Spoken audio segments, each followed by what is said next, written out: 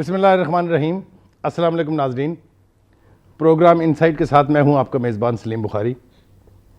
ناظرین، آج کل ملک جو ہے وہ شدید بحرانوں کی زد میں ہے. ایک سے ایک نئی بات، نئی ڈیولپمنٹ ہو رہی ہے. کچھ لوگ اس کے اوپر سمجھ رہے ہیں، کچھ اس کو سمجھنے کی کوشش کر رہے ہیں، لیکن عوام کی ایک بڑی کثیر تعداد ان سے ابھی تک نابلد ہے.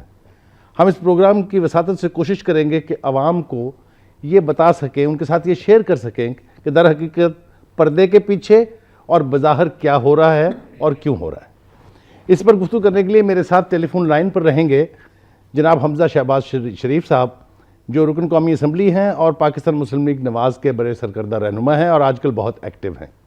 میرے دوسرے مہمان جو میرے ساتھ اسٹوڈیو میں شامل ہیں، شریک ہیں گفتگو میں، وہ ہیں بریگیڈیئر فاروق حمید صاحب. آپ دفاعی تجزیہ نگار ہیں.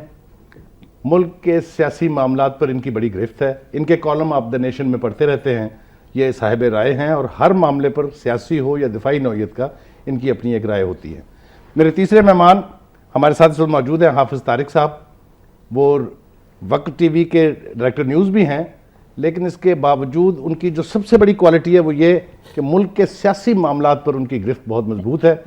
کراچی سے ان کا تعلق ہے اور چونکہ کراچی میں کل ایک سونامی آنے کی شنید ہے، اس کے حوالے سے بھی ان سے گفتگو کریں گے.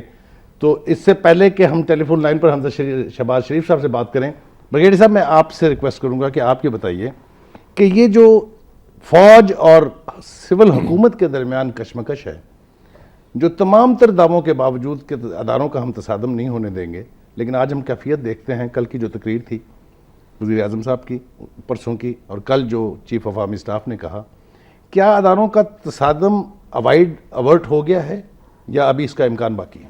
بسم اللہ الرحمن الرحیم. سلیم بخاری صاحب، یہ پہلی مرتبہ ہوا ہے اس گورنمنٹ کے ٹینیور میں جی کہ فوج، آئی ایس آئی یعنی کہ سیکورٹی اسٹیبلشمنٹ اور civil government they were not on the same page publicly. اور میں سمجھتا ہوں کہ اس کی بیسک وجہ یہ تھی کہ میمو گیٹ میں جو سیکورٹی اسٹیبلشمنٹ نے اپنا سٹینس لیا، جو کہ حقائق پر مبنی تھا، ٹروتھ پہ تھا، اصولوں پہ تھا، پرنسپل سٹینڈ تھا، وہ گورنمنٹ کے موقف کے بالکل اپوزٹ تھا.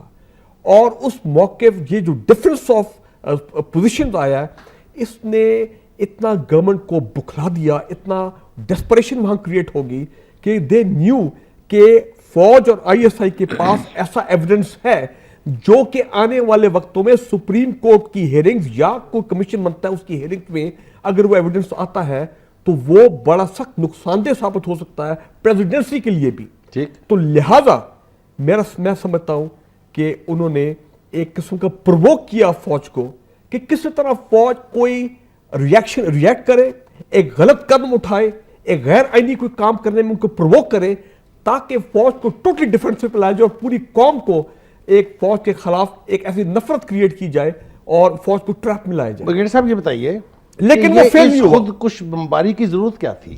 یعنی ایک ایسا چیف آف آرمی اسٹاف جس کے بارے میں عوام الناس کی بھی یہ رائے ہے کہ یہ مارشل لا لگانے میں انٹرسٹڈ نہیں ہے، اور انہوں نے پچھلے 3.5 سال میں یہ ثابت بھی کیا، اس لیے کہ بہت سے مواقع آئے جب فوج بہت آرام سے سنیک ان کر سکتی تھی اور عوام الناس کو اس پر کوئی اعتراض بھی نہیں ہوتا. بہت سے سارے موقع ایسے جس کی میں نشاندہی کر سکتا ہوں.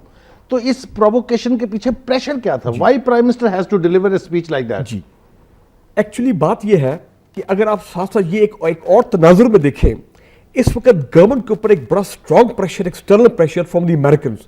پچھلے 6-7 ہفتے سے نیٹو سپلائیز کو روکا ہوا ہے ٹھیک پاکستان نے، اور اس میں آپ کو معلوم ہے کہ اس میں سیکورٹی اسٹیبلشمنٹ کا ایک بڑا رول ہے. اب وہ اتنی ڈسپریشن میں ہے Americans, they are very upset کہ یہ معاملہ جو ان کے انٹرسٹ میں نہیں ہے. حالات وہاں پہ افغانستان میں اب خراب ہو رہے ہیں ان کے لیے. وہ یہ چاہتے ہیں کہ یہ نیٹو سپلائیز والا معاملہ جو ہے اس کو بحال کیا جائے.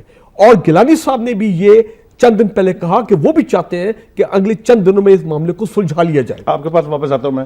حافظ صاحب ایک بات فرمائیے گا، جو میمو گیٹ کا جو سکینڈل ہمارے سامنے ہے اس میں ہماری سیکورٹی اسٹیبلشمنٹ اور ہماری فوج کو ملائن کرنے کی اور امبیرس کرنے کی کوشش موجود ہے. بالکل ٹھیک. وہی تمام تر الزامات پرائم منسٹر صاحب اپنی جذباتی تقریر میں فرما رہے ہیں. تو یہ تو خود اپنے آپ کو قصوروار ٹھہرانے کی ایک کوشش نہیں ہے، کیا کہتے ہیں آپ؟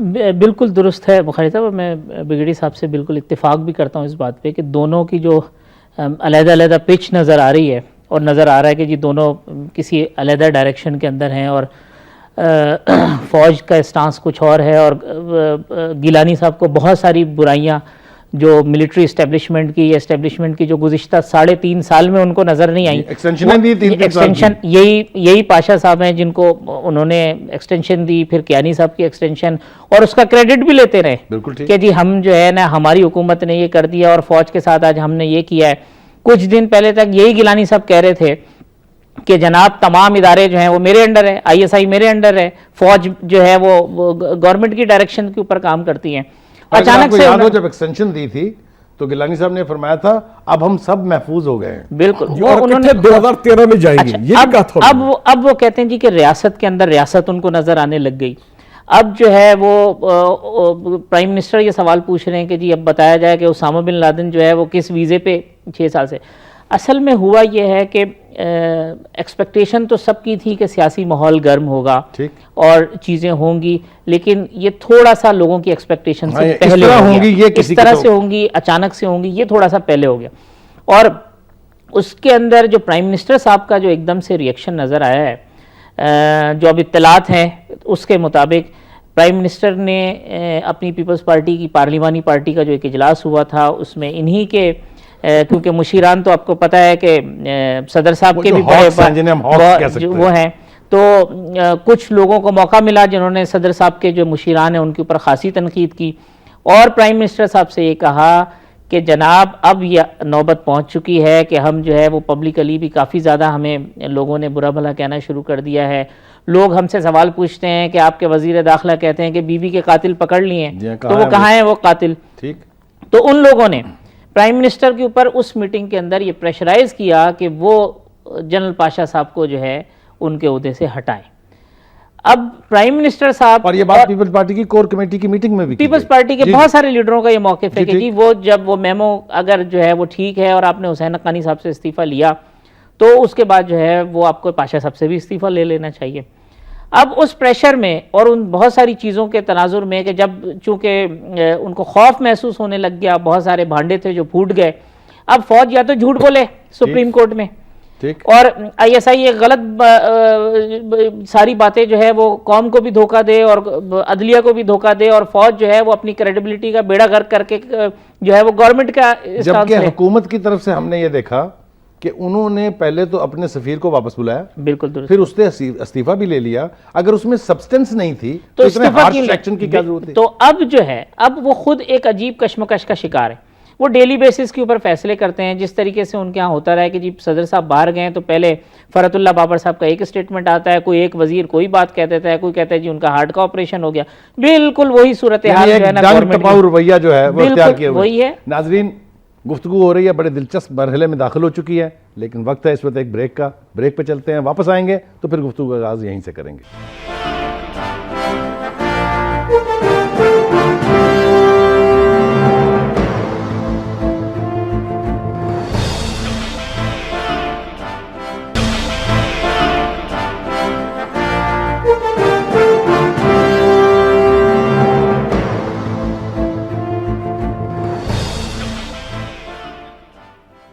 ویلکم بیک ناظرین.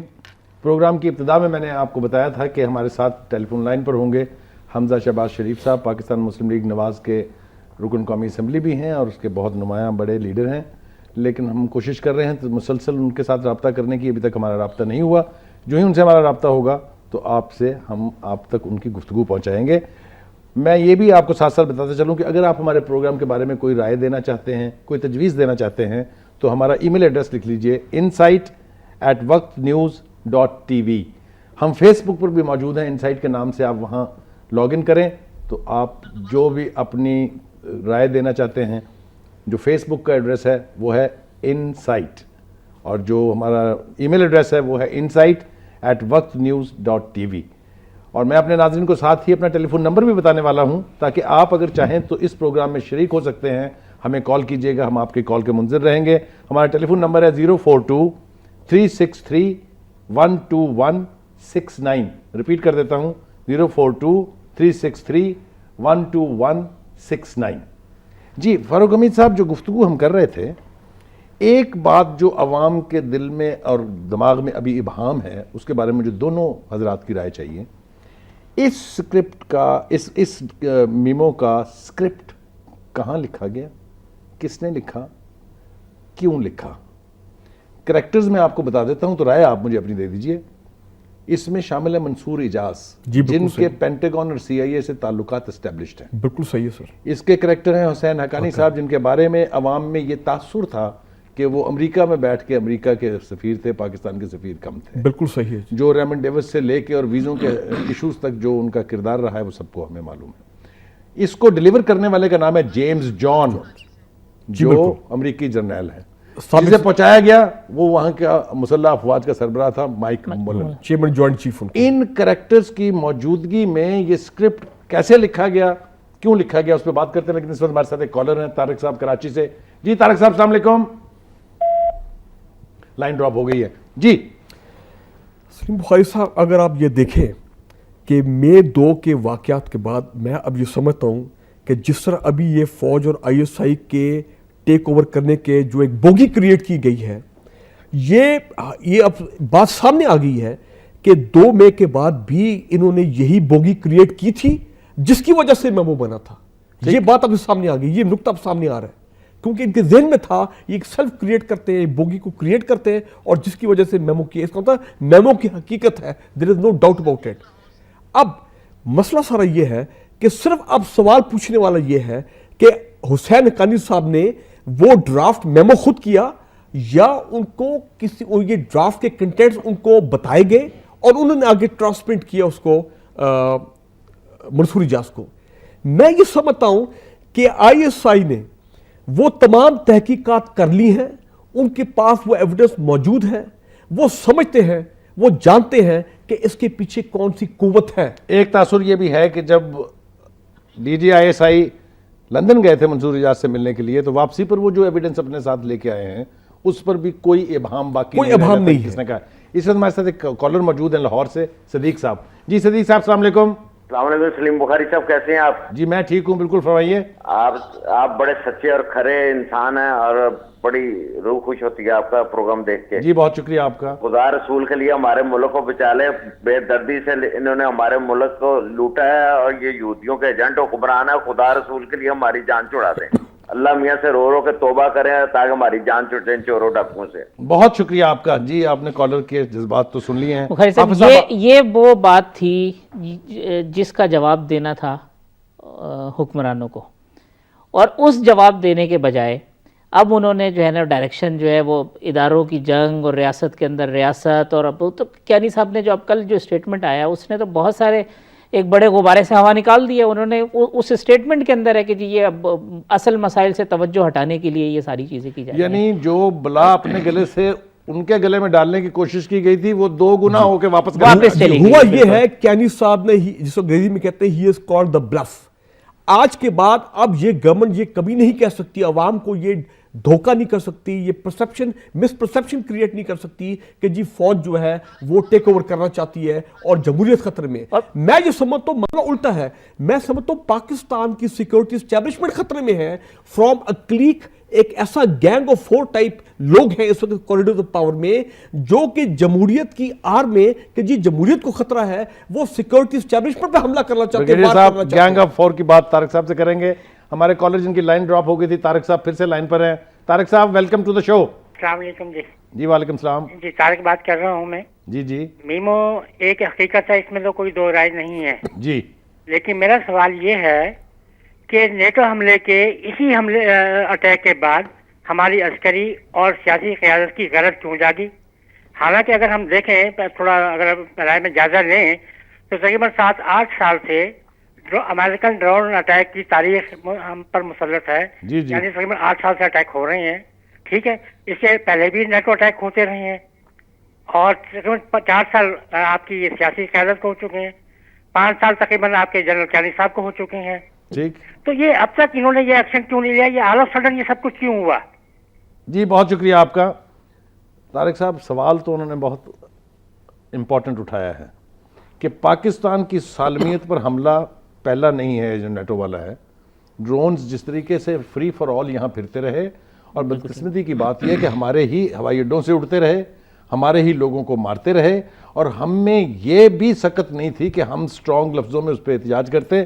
اگر آپ کو یاد ہو, پریزیڈنٹ صاحب نے تو یہاں تک کہا تھا کہ آپ کرتے رہیں گے, پرائم منسٹر نے بھی یہی کہا تھا ہم تھوڑا بہت احتجاج کریں گے, اس کے بعد یہ قوم بھول جاتی ہے. آپ کیا کہتے ہیں اس پہ؟ یہ بالکل درست بات ہے, اور بہت ساری بریفنگز کے اندر آپ خود شامل رہے ہیں, اور جو ایک جو انٹرنیشنل میڈیا ہے وہ کھلے عام یہ کہتا رہا ہے کہ جو بھی چیزیں ہوئی ہیں وہ چیزیں جو ہیں وہ بغیر حکمرانوں کی مرضی اور منشا کے نہیں ہوئی ہیں.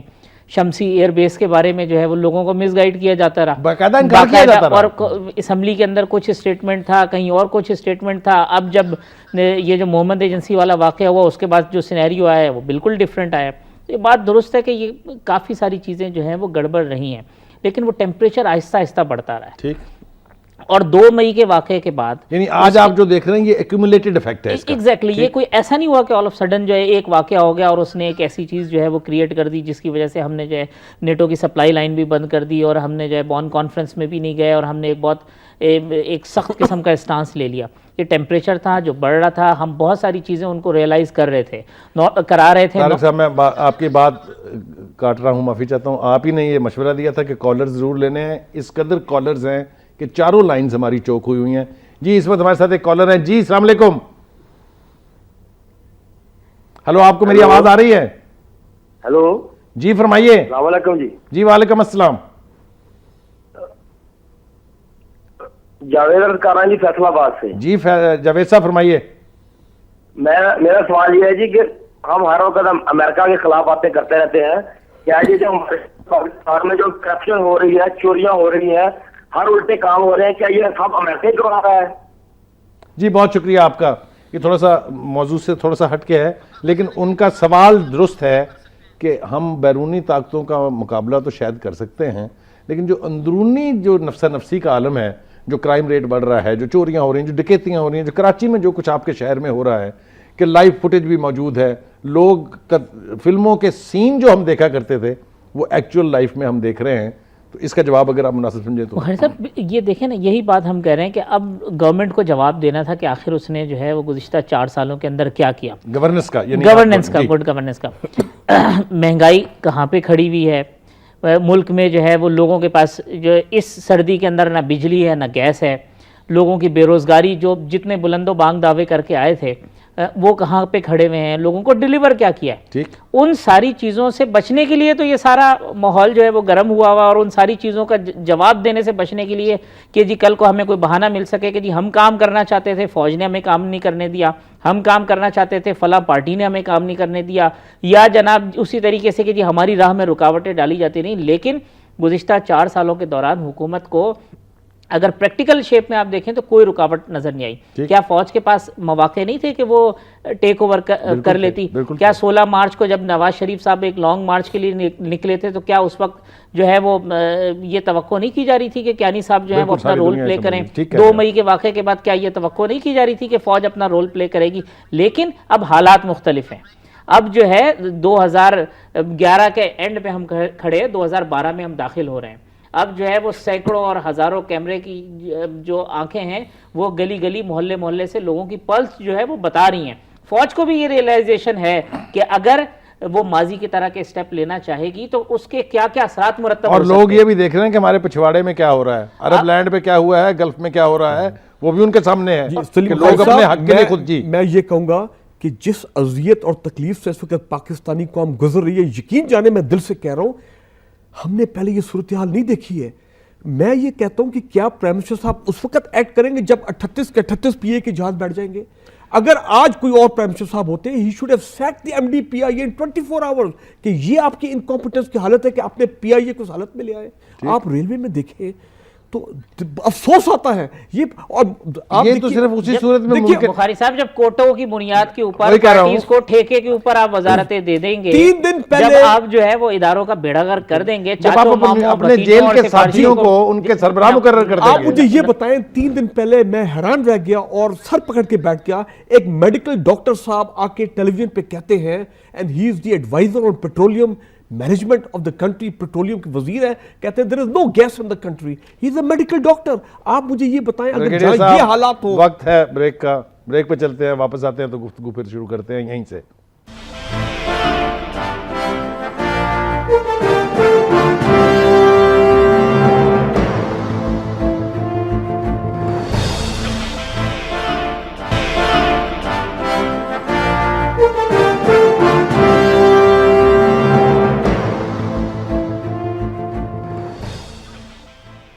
वेलकम बैक नाज़रीन। नाज़रीन, इस वक्त लाइन पर, टेलीफोन लाइन पर मेरे साथ नदीम मलिक साहब मौजूद हैं। आप आज टीवी के बहुत सीनियर एंकर हैं और मेरे साथ एक बहुत बड़े मुल्क के अखबार में वो इकॉनमी के बहुत सीनियर रिपोर्टर रहे हैं। हर जो मामला जिसका ताल्लुक इकॉनमी से है, हर वो मामला जिसका ताल्लुक इस कौम से है, उसके बारे में इनकी उंगलियां जो हैं वो हमेशा नर्व्स पर रहती हैं और बहुत ही इन्फॉर्म्ड आदमी हैं। इनसे हम मुस्तफ़ीद होने की कोशिश करेंगे। नदीम मलिक साहब, welcome to the show. Bukhari साहब, बहुत शुक्रिया। आप मेरे तवील अरसा एडिटर थे, मैं आपसे सीखता रहा हूँ। आज मेरे लिए इज्जत की बात है कि आप पूछेंगे और मैं जवाब दूंगा। नहीं, बहुत शुक्रिया नदीम मलिक साहब। ये फरमाइए, आज हम जहाँ खड़े हैं, इकॉनमी आपके सामने है, मुल्क के तमाम अदारों की क्या कैफियत और क्या सूरत हाल है वो आप अच्छी तरह से जानते हैं। हमारे वज़ीर आज़म साहब ने 2 दिन पहले जो तकरीर की, उसके बाद जो चीफ ऑफ आर्मी स्टाफ का बयान आया वो भी आपके सामने है। क्या आप इस बात से इत्तफाक करेंगे कि ये जो नया एक पंडोरा बॉक्स खोला उन्होंने कि जी हमारी हुकूमत के खिलाफ साजिशें हो रही हैं, ये असल जो रियल इश्यूज़ हैं, जो फेलियर ऑफ द गवर्नेंस है, क्या ये उससे पहलू तही करने के लिए कोशिश नहीं थी? आप क्या कहते हैं? बुखारी साहब, गवर्नेंस की फेलियर तो है, उसमें तो दूसरी राय हो ही नहीं सकती और ना उसके ऊपर ज्यादा कोई आर्ग्यू करने के लिए हुकूमत के पास कोई मवाद मौजूद है।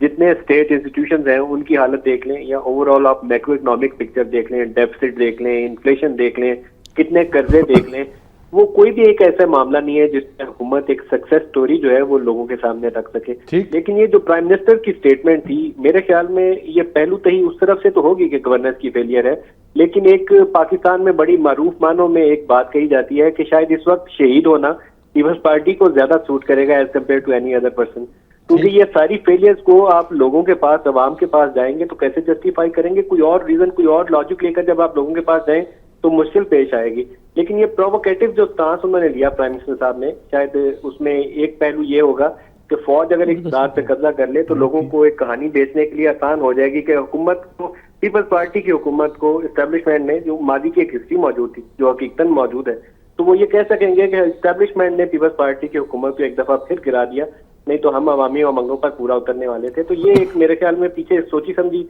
बड़ी प्लान मूव थी जिसके तहत उन्होंने ये बयान दिया। तो आप क्या समझते हैं नदीम मलिक साहब कि जो चीफ ऑफ आर्मी स्टाफ ने रवायत से हट के फौरी तौर पर रिस्पॉन्ड करते हुए सूरत हाल की वजाहत की है, ये फौज के लिए नेक फाल है या आप कैसे देखते हैं इसको?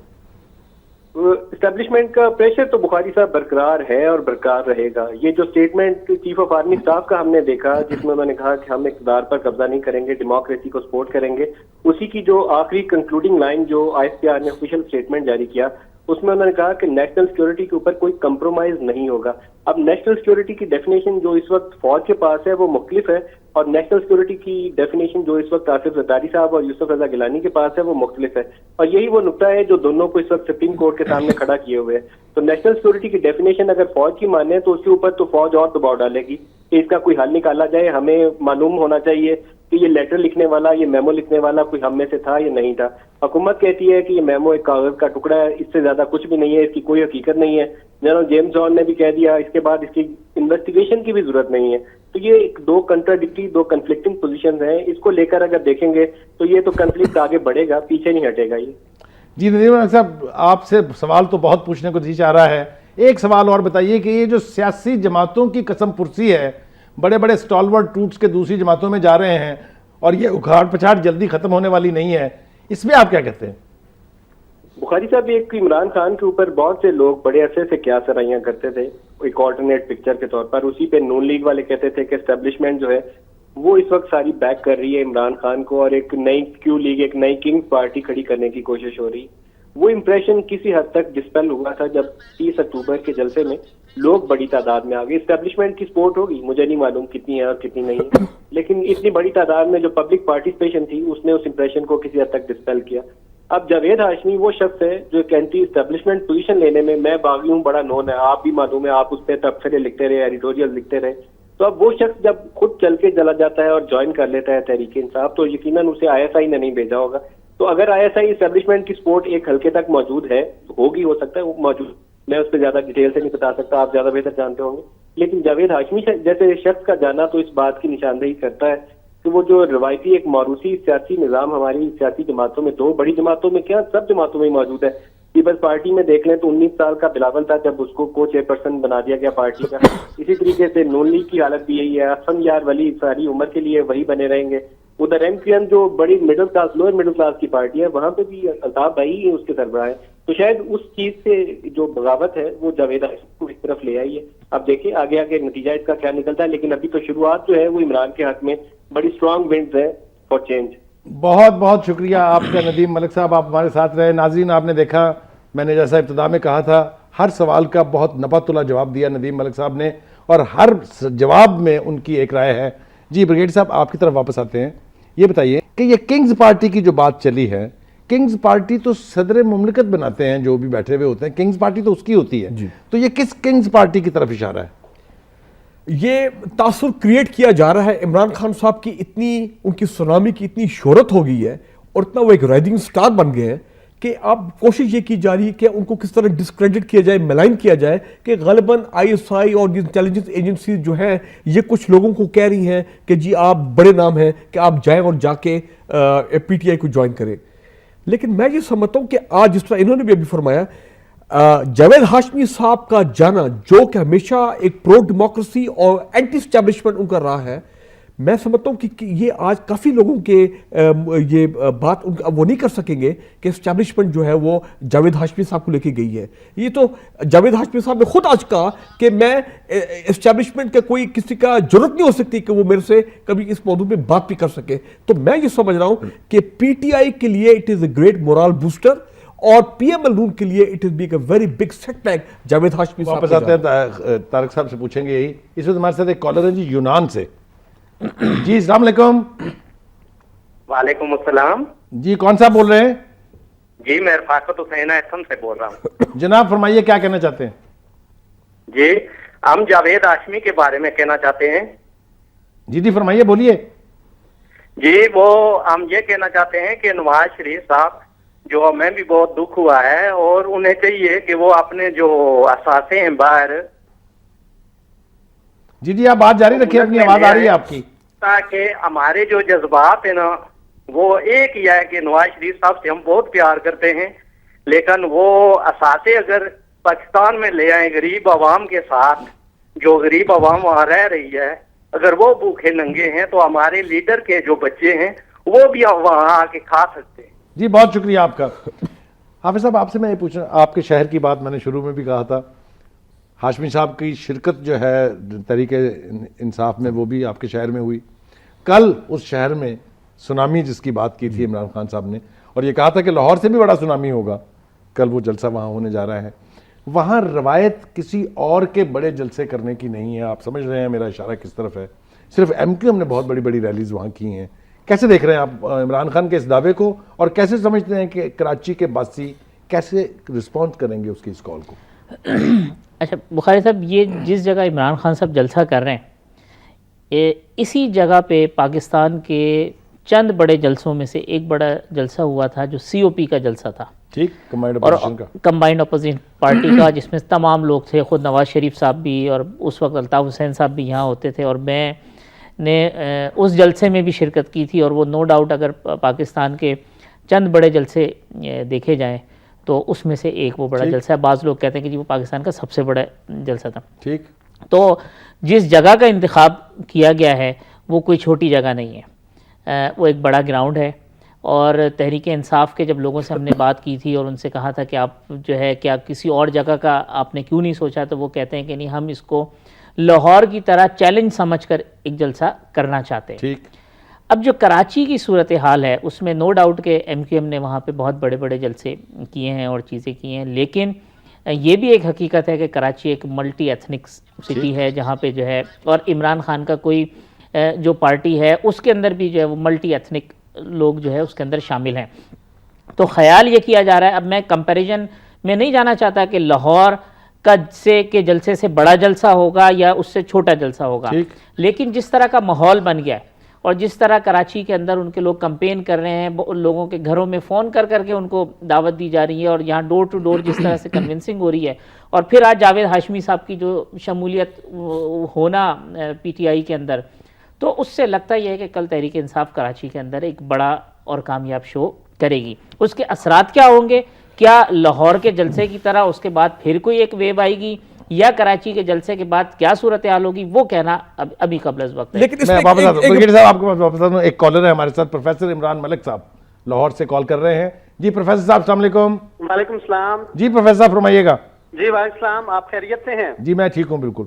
جی میں یہ کہنا چاہ رہا ہوں کہ اصل میں پوری دنیا میں اس وقت جو چینج آ رہا ہے مصر سے لے کے اور تیونس میں، ترکی کے اندر، تو اس سارا کچھ کو روکنے کے لیے ایک پاکستان کے اندر نیا جو ہے وہ ڈیزائن کیا جا رہا ہے کہ اس چینج کو روکا جائے. تو یہ جو چینج روکا جا رہا ہے، چینج بذریعہ جو ہے وہ آپ ایک ایسے فرد کو سامنے لایا جا رہا ہے کہ اس چینج کو روک دے. اور جو کچھ اسٹیبلشمنٹ چاہتے ہیں، جو کچھ یہ لوگ ایک پلاننگ کرتے ہیں، اس طریقے سے یہ پلاننگ کی جا رہی ہے.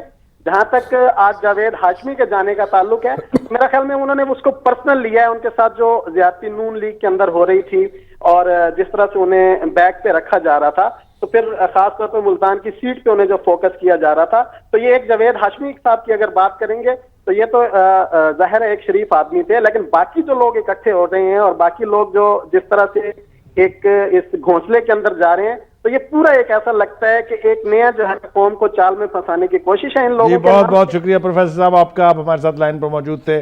اور چینج جو ہے نا، وہ جو کہتے ہیں نا چینج، میں اختلاف رکھوں گا. چینج کوئی روک نہیں سکتا ہے. چینج جو ہے وہ بڑے بڑے عامر نہیں روک سکے. جہاں کی انہوں نے مثالیں دیں، جو 30 سال 40 سال جو ہے جو اقتدار میں بیٹھے رہے اور انہوں نے پلاننگ کر رکھی تھی کہ ان کے بیٹے اور پوتے اور پھر شاید ان کی اور پیسے بھی اتنے. آپ کہہ رہے ہیں کہ چینج کو روکنا ممکن نہیں ہے کسی بھی. میں یہ سمجھتا ہوں کہ میں یہ کہہ رہا ہوں کہ اس وقت جو پاکستان کی حالت ہے اکانومی کی، ہمارے معاشرے میں جو توڑ پھوڑ ہوا ہے اور جو بربادی ہوئی ہے، لوگ سارے دل سے چاہتے ہیں کہ پاکستان کے حالات کو ٹرن اراؤنڈ کیا جائے. اور ان کو عمران خان اور ان کی پارٹی کی جو آئیڈیالوجی ہے، جو فلسفہ ہے، اس نے اپیل کیا ہے. میں مانتا ہوں کہ ہو سکتا ہے کہ 15 to 20% مفاد پرست جو اپرچونسٹ جو ہیں وہ اپنی طریقے صاحب میں انفلٹریٹ کریں گے اور وہ پارٹی کا کام ہے ان کو نکالنا. خود اظہار عمران خان نے بھی کیا ہے. لیکن جی بالکل، لیکن زیادہ تر عوام جو ہیں وہ پاکستان کی محبت، پاکستان سے ان کا جو خلوص ہے، وہ اس کی خاطر کہ ہم نے پاکستان کو بچانا ہے، وہ تحریک انصاف میں جا رہے ہیں. اور دوسری امپورٹنٹ چیز یہ ہے کہ کل کے جلسے میں آپ دیکھیے تحریک انصاف نے جو سلوگن دیا ہے، وہ میں ذاتی طور پہ میں بہت اس سے متاثر ہوں. ان کا کہ ہم عوام کو اکٹھا کرنے کے لیے آ رہے ہیں، کراچی کے عوام جن کو بالکل منتشر کر دیا گیا ہے، گروپس بنا کے ایتھنک بیسس پہ ان کو لڑایا گیا ہے. وہ چاہتے ہیں کہ تمام پختون، پنجابی، اردو سپیکنگ، سندھی، تمام ہم ایک پلیٹ فارم پہ لانا چاہتے ہیں. تو میں سمجھتا ہوں کہ یہ ایک فلسفہ ہے جو کہ ایک پازیٹیو فلسفہ ہے، جو اپیل کر دیا پاکستان کے عوام کو، وہ یونٹی کی بات کر رہے ہیں. جی ایک لائیو کالر ہمارے ساتھ موجود ہیں، صفدر صاحب ہیں کراچی سے. جی صفدر صاحب السلام علیکم. جی السلام علیکم جناب. جی فرمائیے گا. السلام علیکم سر. مسئلہ یہ ہے سر کہ یہ اتنے عرصے سے جب ملازمتیں نہیں مل رہی تھی لوگوں کی، کتنے بچے ہیں جنہوں نے گریجویشن کی ہے اور تعلیم حاصل کی ہے اور اب وہ نکل چکے ہیں ایج لمٹ سے، اور ان کے لیے گورنمنٹ کیوں نہیں کوئی راستہ بناتی؟ جی بہت شکریہ آپ کا. گورنمنٹ اپنے بچوں کے لیے رستے ضرور بنا رہی ہے اور قوم کے لیے رستے روک رہی ہے. جو یہ گورنمنٹ ہوئی ہے اس سے پہلے یہی ہوتا رہا. جو چینج والی بات تھی، دیکھیں یہ ضروری نہیں ہے کہ چینج کا سمبل عمران خان ہو، ٹھیک، لیکن چینج آنی ہے. جس طرح حضرت عمر سے کوئی بھی شخص کھڑے ہو کے یہ سوال کر سکتا تھا اور سوال کیا کہ جناب آپ چولہا کہاں سے بنایا آپ کو ایک چادر. آج لوگ سوال کرنے لگ گئے ہیں کہ بھائی کیوں کہ پیپلز پارٹی کا وارث جو ہے بلاول بھٹو ہوگا، کیوں جو ہے وہ مریم نواز اور حمزہ شہباز جو ہے وہ نون لیگ کے وارث ہوں گے، کیوں اسفندیار ولی جو ہے نا وہ صرف اے این پی کا وارث ہوگا. ٹھیک کہا آپ نے. اس حوالے سے گفتگو ہم دوبارہ کریں گے. اس وقت بریک کا ایک وقت ہے، بریک پہ چلتے ہیں.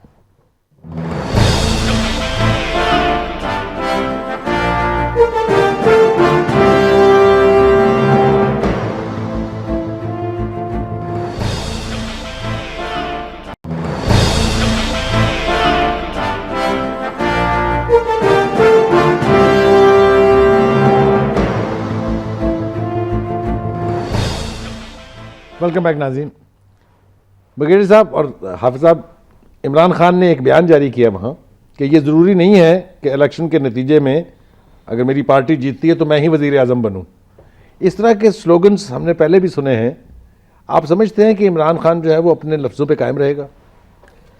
میں سمجھتا ہوں کہ ہمیں ٹرسٹ ہونا چاہیے کہ جو عمران خان کہہ رہا ہے وہ اس کے اوپر ایکٹ کرے گا. مگر ہم اپنے سیاستدانوں پر ٹرسٹ کر کر کے تو اس نہج کو پہنچے ہیں. اب ہاشمی صاحب کا جانا پی ایم نون سے ایک اور وجہ یہ بھی ہے کہ ہاشمی صاحب نے موروثی سیاست کے خلاف بغاوت کی ہے.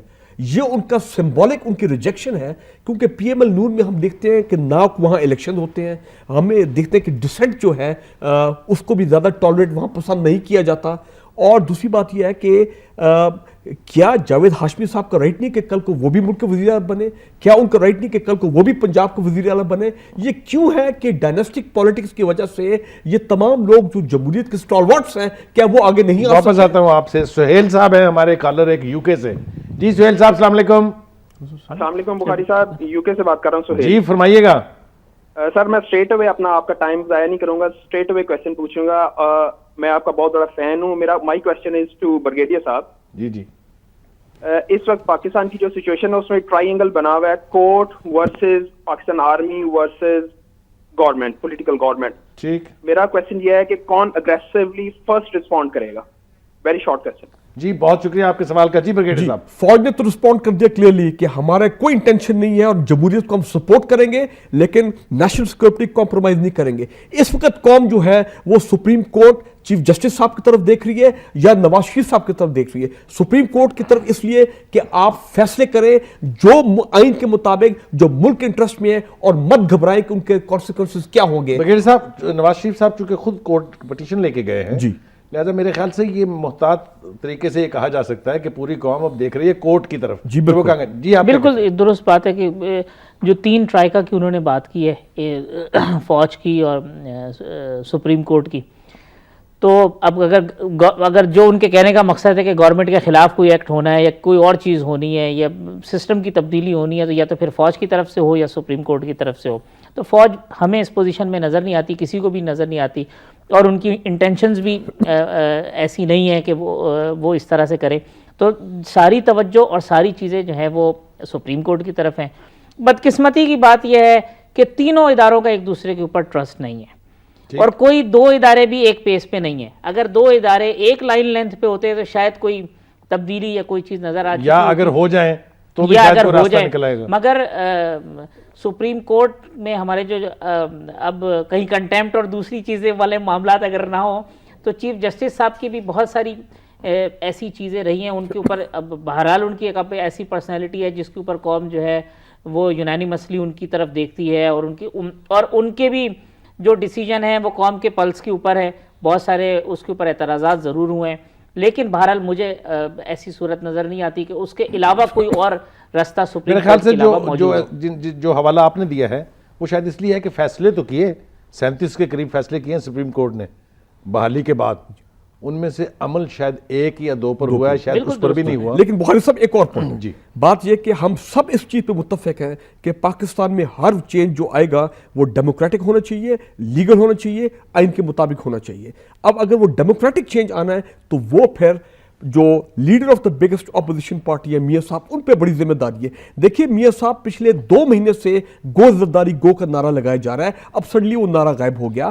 چشتیاں کے جلسے میں 2 دن پہلے میاں صاحب نے کہا کہ کیا آپ میرے ساتھ لانگ مارچ کے لیے تیار ہیں؟ لوگوں نے کہا ہم تیار ہیں. انہوں نے کہا کیا این ماس ریزگنیشن ہم دیتے اس کے لیے آپ تیار ہیں؟ لوگوں نے کہا کہ جی آپ کریں. کہنے کا مقصد یہ ہے کہ جو ملک میں انسرٹنٹی ہے یہ ختم کی جا سکتی ہے, قوم کی اذیت ختم کی جا سکتی ہے اگر میاں صاحب اپنا وہ جو فرینڈلی اپوزیشن والی چیز ہے اس سے صحیح طریقے سے نکل آئیں, اور اگر وہ سمجھتے ہیں کہ پارلیمنٹ اس قابل نہیں ہے کہ آگے چلے تو این ماس ریزگنیشن دے تاکہ چینج آئے, گورنمنٹ چینج ہو, تاکہ عوام کی آپ یہ فرما رہے ہیں کہ it's time to act. It is time to act. Hafiz صاحب یہ فرمائیے گا کیا ارلی الیکشنز مسائل کا حل ہے؟ دیکھیں بخاری صاحب, اب جو صورتحال ہے اس کے اندر جس طرح ندیم ملک نے کہا تھا کہ جی وہ سیاسی شہید ہونے کی ایک چیزیں دیکھی جا رہی ہیں, جو پرائم منسٹر صاحب سے بھی ہماری بات مختلف انٹرویوز کے حوالے سے ان کی بھی سامنے آتی رہی اور جو چیزیں ہوتی رہیں وہ کہتے ہیں جی جیسے جیسے مارچ آ رہا ہے اپوزیشن یہ ہے, انہوں نے سارا فوکس جو ہے وہ سینٹ کے الیکشن کے اوپر کر لیا. اب اس صورتحال کے اندر اگر سینٹ کے الیکشن نہیں ہوتے ہیں اور اس کی جگہ کوئی ارلی الیکشن اناؤنس ہونے لگتے ہیں تو صورتحال بہت زیادہ مختلف ہوگی. پیپلز پارٹی کو بہت کچھ کہنے کے لیے ہوگا عوام میں جانے کے لیے, اور وہ اپنی یہ جو ساری ناکامیاں ہیں اور یہ جو ساری کوتاہیاں ہیں ان سب کو ایک سائڈ پہ رکھ کے وہ ایک ملبہ جو ہے دوسری طرف گرانے کی کوشش کریں گے. مجھے ذاتی طور پر ارلی الیکشن ہوتے ہوئے نظر نہیں آ رہے ہیں. یہ ضرور ہو سکتا ہے کہ پہلے 2013 کو الیکشن کا سال کہا جا رہا تھا, اب 2012 کو الیکشن کا سال کہا جا رہا ہے. جو گورنمنٹ کے جتنے سرکلز ہیں وہ کہتے ہیں جی کہ 2012 کے اینڈ میں الیکشن ہو سکتے ہیں. ووٹر لسٹوں کے معاملات بھی آپ کے علم میں ہیں, سپریم کورٹ نے جو ہے وہ نادرہ پہ خاصی اس پہ ڈیڈ لائن دے دی 23 فروری کی, اس کا مطلب اس سے پہلے تو بالکل ہی نہیں ہو سکتا, پاسبل ہی نہیں ہے. ووٹر لسٹیں, پھر ایک پورا پروسیس, پھر کیئر ٹیکر گورنمنٹ بننا, دوسری چیزیں ہونا, تو لگتا نہیں ہے. تو یہ ٹائم کھینچ کے وہیں چلا جاتا ہے جو ایکچوئل الیکشن کا ٹائم ہے. تو اس صورتحال کے اندر ہم یہ سمجھتے ہیں کہ اس پروسیس کو چلنا چاہیے, اور یہ پروسیس ایک دفعہ کمپلیٹ ہونا چاہیے تاکہ عوام یہ فیصلہ کر سکیں کہ 5 سال پہلے انہوں نے جن لوگوں کو منتخب کیا تھا, جنہوں نے اس وقت عوام کے حقوق کے لیے یا عوام کو وسائل فراہم کرنے کے وعدوں کے ساتھ وہ آئے تھے, اگرچہ وہ ووٹ ان کو بی بی کی لاش کے صدقے بہت ساری جو ہے کانسٹیٹوئنسیز ایسی تھی جو جیتی تھی, مگر اب وہ فلٹر کے لیے ان کو پھر عوام کے پاس جانا پڑے گا. بالکل جانا پڑے گا. تو عوام کے پاس ان کو یہ کہنے کے لیے جواز نہیں ہونا چاہیے کہ ہمیں اسٹیبلشمنٹ نے, فوج نے یا کسی رکاوٹ نے کام کرنے نہیں دیا. تو میں ذاتی طور پہ یہ سمجھتا ہوں کہ یہ پروسیس کمپلیٹ ہونا چاہیے, اور عوام کو پھر اپنے صحیح نمائندوں کا انتخاب کرنا چاہیے تاکہ دوبارہ ہم اس قسم کی بحث نہ کر رہے ہوں کہ کہاں پہ ہم کھڑے. بالکل ٹھیک. بریگیڈیئر صاحب, مختصر ٹائم بہت کم ہے, یہ بتائیے کہ ہمیں ایکسٹرنل پریشرز پہلے ڈیل کرنے چاہیے یا جو ڈومیسٹک نیسیسٹیز ہیں ان کو دیکھنا چاہیے؟ امریکہ سے ہمیں خیر کی توقع نہیں رکھنی چاہیے. جو کچھ سلالہ میں ہوا وہ ابتدا تھی, ابھی بھی وہ سازشیں کر رہا ہے, تو کیا پوری قوم کو ایک پیج پر ہو کے اپنی سیکورٹی اسٹیبلشمنٹ کے ساتھ کھڑے ہو کے ایکسٹرنل پریشر کا سامنا نہیں کرنا چاہیے؟ بالکل, پوری قوم کو ایک پیج پہ ہونا چاہیے, چاہے وہ سویلین لیڈرشپ ہو, عسکری لیڈرشپ ہو. اور ہم امریکہ سے, بخاری صاحب, ہم یہ نہیں کہہ رہے قوم کے لیے کہ امریکہ کے ساتھ ہم جنگ کر رہے ہیں, لیکن امریکہ کے ساتھ ہماری ٹرمز آف انگیجمنٹ اب بلیک اینڈ وائٹ میں آنی چاہیے, اور ایک باوقار ریلیشن شپ ہونی چاہیے جس میں everything should be in black and white, اور رسپیکٹ فار آور سوورینٹی کے بیسس کے اوپر ان کے ساتھ ہمیں بات چیت کرنی چاہیے. کیا ہماری ٹیریٹوریل انٹیگریٹی زیادہ امپورٹنٹ ہے یا ہمارے یہ جو ڈومیسٹک چھوٹے ایشوز ہیں وہ زیادہ امپورٹنٹ ہے؟ کیا کرنا چاہیے ہمیں؟ دیکھیں نا, ٹیریٹوریل انٹیگریٹی اگر نہیں ہوگی تو باقی تو ساری چیزیں تو بے معنی ہو جاتی ہیں. فوکس اس طرف جانا چاہیے, اس طرف ضرور ہونا چاہیے.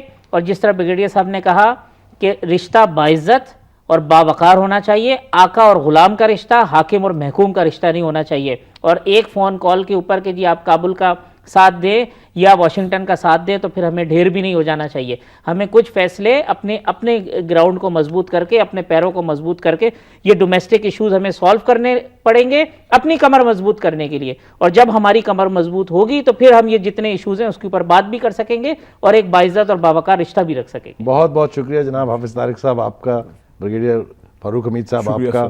ہم شکریہ ادا کرتے ہیں ندیم ملک صاحب کا جو ہمارے ساتھ لائن پر موجود رہے تھے. ہماری کوشش تھی جیسا میں نے کہا کہ حمزہ شہباز صاحب سے ہماری بات ہو جاتی, لیکن باوجود ان کا ٹیلی فون جو ہے اس تک ہماری رسائی ممکن نہیں ہوئی.